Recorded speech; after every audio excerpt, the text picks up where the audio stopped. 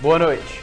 O assunto de hoje na nossa entrevista de estúdio é o autismo, que ainda é cercado de mitos e falta de informação. Então, por isso, amanhã, terça-feira, em Governador Valadares, acontece um evento para falar sobre o assunto. E aqui no estúdio eu recebo o Israel Ruston, que é presidente da Associação de Pais e Amigos Autistas na cidade, que está aqui comigo.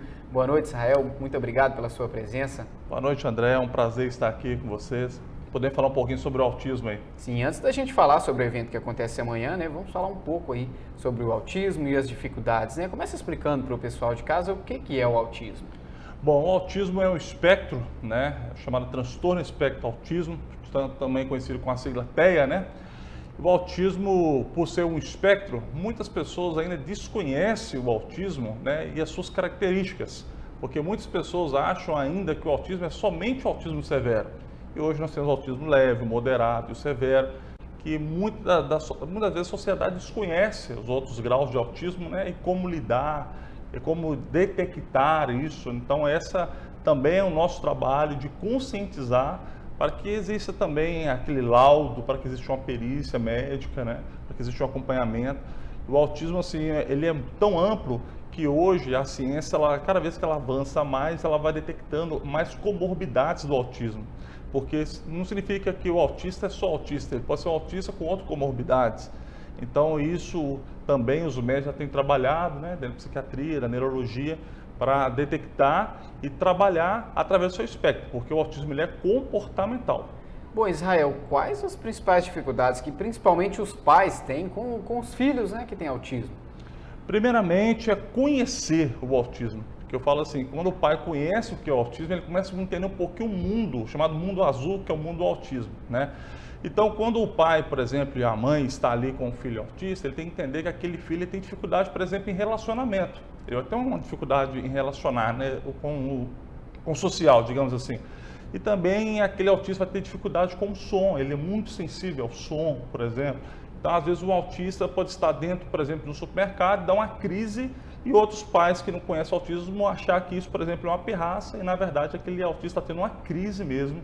E muitas vezes também o pai vai ter aquela dificuldade com o preconceito, tá?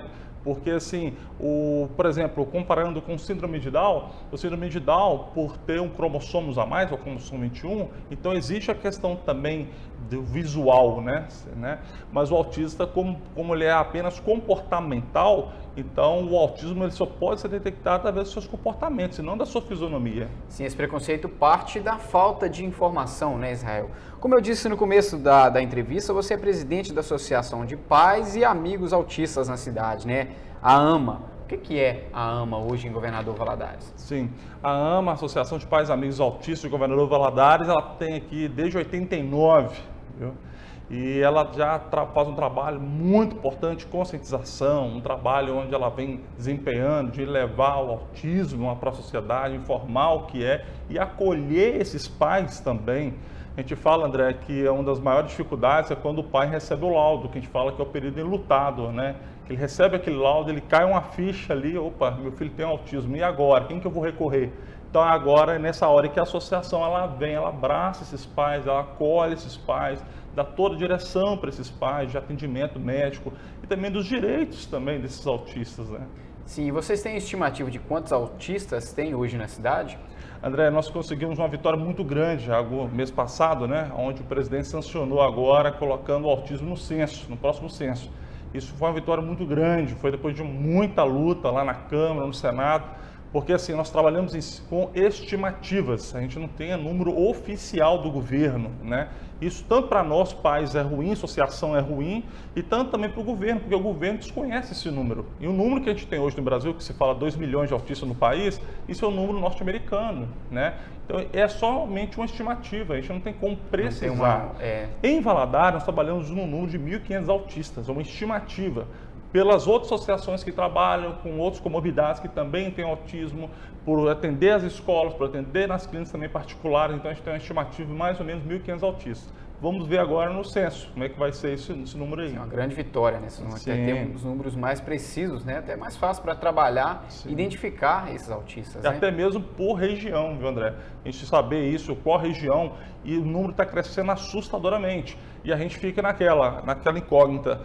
ele está crescendo porque agora está tendo laudo, ou está crescendo porque realmente está desenvolvendo mais? Porque a criança, ela nasce com autismo, né? Ela não desenvolve autismo, né? Mas ela está nascendo mais autismo nessa região, por que está tendo mais autismo nessa região e nessa outra não está tendo menos? Então, se você tendo esses números, né, esse gráfico, é mais fácil a gente até mesmo saber uma ação para poder trabalhar com essas famílias aí, né? Ok, Israel, a gente vai para o nosso primeiro intervalo, daqui a pouco a gente volta, continua conversando sobre autismo. O Jornal das 7 volta daqui a pouco.